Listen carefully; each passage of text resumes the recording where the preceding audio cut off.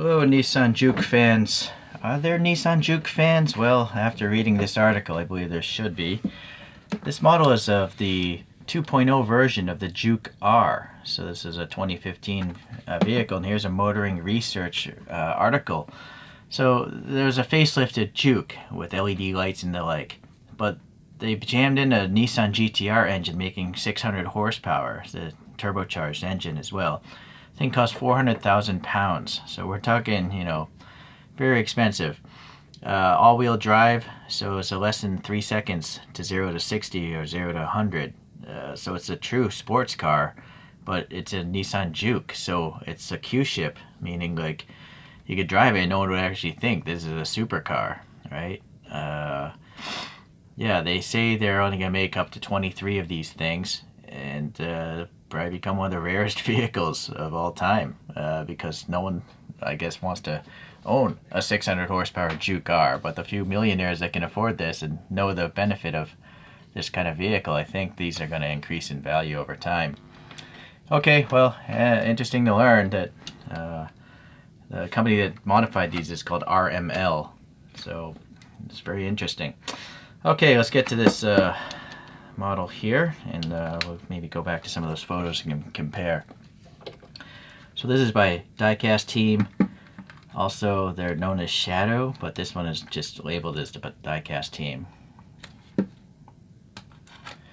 I rather would not have this plastic case because it's not a standard size case. You can't stack it with all your other cased 164s. But it's just, it's not free to buy this case. I think this brand should either, they should just go to cardboard boxes like Mini GT, right? It would just be a cheaper model. I will say the tabs of these tapes are smart though. They're very easy to take off. It does have branding here, but I think a cardboard box would be just as fine and cheaper. Because look, this is dumb, right? Who's gonna just... DCT does this also. That's another brand that makes you dumb boxes.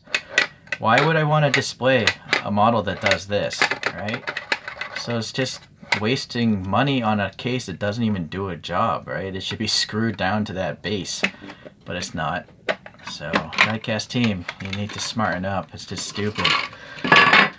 Okay, let's go back to this image here. Oh boy, that's kind of hard.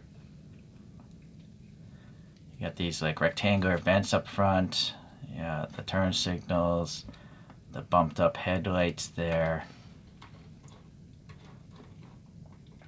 Rear view, we have these like split rear wings, and I do see that there. It's nice there's a license plate on the model. It's got the GT-R kind of wheels. These two like vents, no, those are I guess exhaust pipe holes maybe on the bottom bumper part. Okay. All right.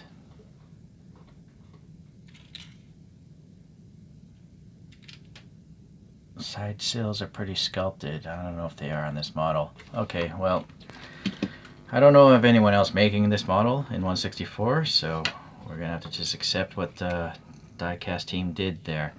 So starting with the wheels, they do look relatively thin and angular like the images. You do have the 5 lug nuts there, looking good. There's a disc brake indication, and it's actually not spinning with the wheel, so it's a separate piece and it's got cross drilling. Alright, the tire, I like that it doesn't have truck knobbies. It does have treads, but you don't see them on the side, so that's very good. I just feel like maybe the sidewall, maybe it's a little flat, but they're low profile tires, and they also don't look really even, like there's a dent right here.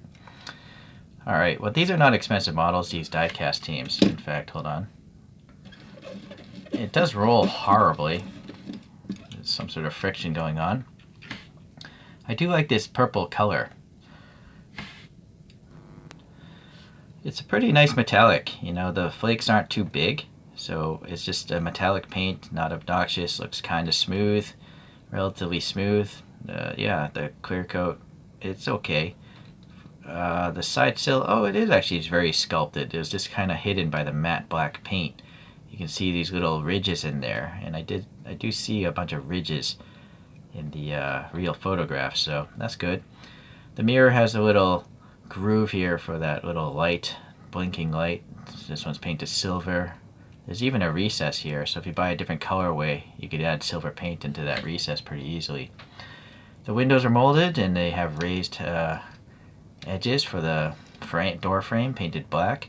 Here's the door handle back here, and you have those three little ridges there as on the photograph. Fuel filler door looks okay. Panel gaps are pretty tight actually. Okay, moving around to the front. Nice, we have these little bumps indicating those LEDs, painted silver. A little black paint here, not the best application, but again, not the most expensive model. And you can add black paint pretty easily, so which I will have to probably do on this one for sure. I would rather have less black paint in a nice defined recess like this model has than a bunch of black paint over here, you know. Okay, some little casting air, aberration. We do have a plastic inserted, I don't know if these are headlights or fog lights. I don't know, maybe they're headlights on the real car. Again, the black paint is kind of there. You're gonna have to touch it up though, I think. Nice chromed plastic grille. The Nissan shape there looks okay. Then you got the weird frog-eyed plastic headlight inserts up here sticking up past the hood, and that's realistic to the car, so it's nice that those are there. And the Juke-R here on the license plate is nice to have. And then we have some black paint here for these little NACA ducts. I don't know if these are inserted or not, or if it's just a black paint, hard to say. Not sure if they're separate pieces. This side of the car, I'm now noticing the door handle is silver and it has some recesses above and below. Also, the fender flares are painted black. A little bit of black paint missing here and here, but again, pretty easy to fix yourself. This tire looks a lot better. It looks pretty good. I think the stance looks pretty good when it's down on the ground like that. Alright, this window looks fine. Moving to the rear, we do have some plastic taillights. You don't have the white backups, but these are not expensive models again, so it's nice that we even have a plastic taillight instead of just red paint. And they are protruding quite a bit like on the real car. We have two plastic wings here, and yeah, no air passing there. But they're still relatively thin. They're thinner than Hot Wheels wings. Unfortunately, they wasted time putting paint on these defroster lines. You don't see defroster lines on a real car, so I feel it's unnecessary to have them. It is nice that this paint is here, though. It would be really difficult to try to duplicate that, right? The Juke-R. But yeah, so sadly there's a little extra black paint up here, which is questionable whether or not you can actually scrape that off. Well, let me try. I have these little Q-tip, eyelash Q-tip things. Yeah, I don't know.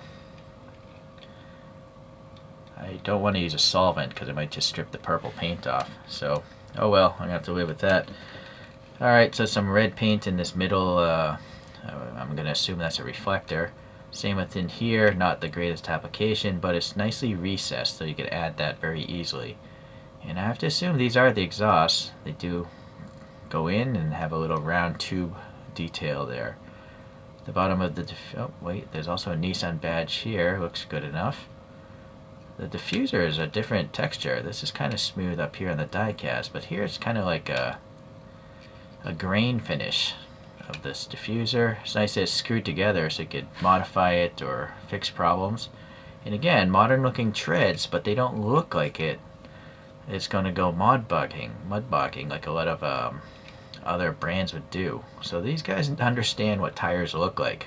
They actually looked at images or looked at a real car and realized the treads don't show on the sides. Some undercarriage details. Okay, some silver paint for that pipe. And then I guess it would be the interior to talk about. Oh, there's a little shark antenna bump up there. Don't know what that bump would be for. A little paint aberration again. And I need a flashlight. I am impressed. There's actually color on the inside of this thing. The price of these models is not expensive at all, but this has paint or tampo prints. I don't even think those are decals because there's no wrinkliness to that instrument panel.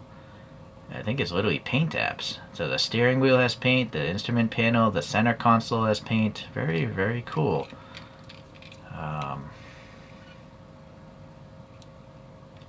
I think those seats are even a different color. Yes, look at the door panels, black. The seats are like a gray, perhaps. Yeah, interesting.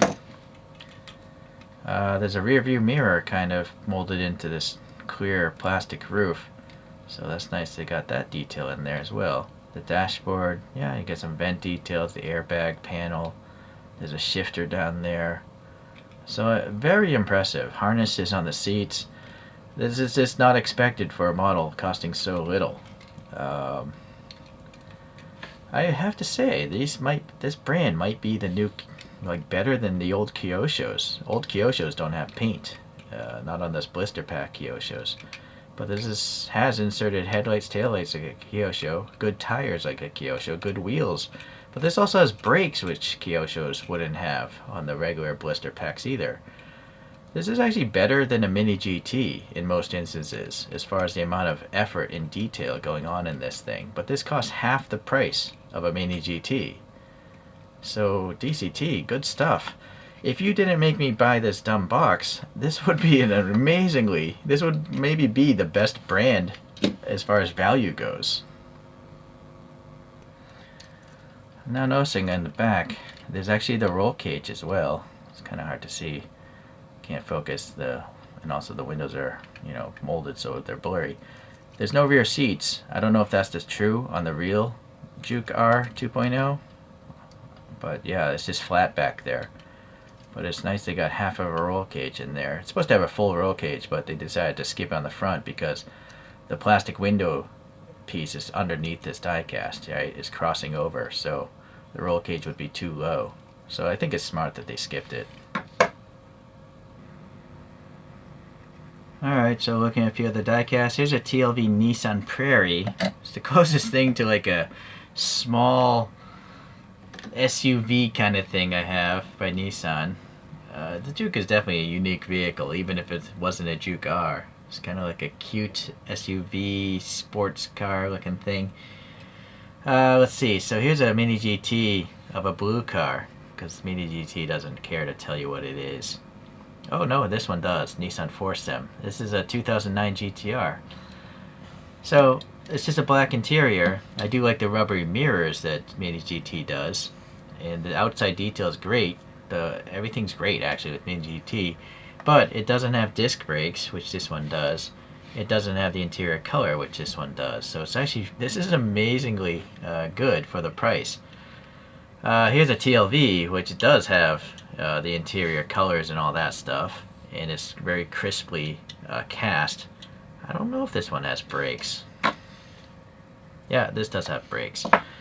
But the TLV does cost a lot more. It's exponentially more money than a diecast team. So, okay, so there's some Nissans. And here's a top view.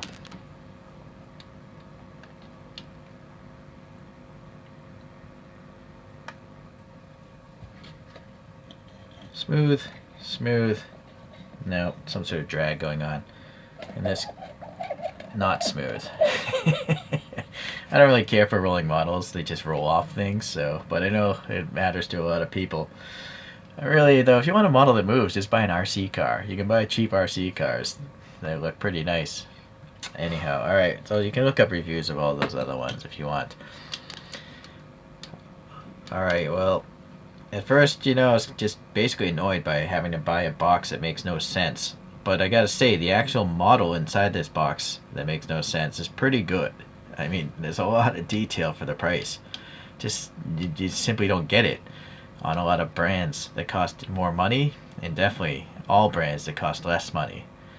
So I bought this from AliExpress, but you can, buy these things anywhere. So, alright, well, thanks for watching. We'll see you the next time around.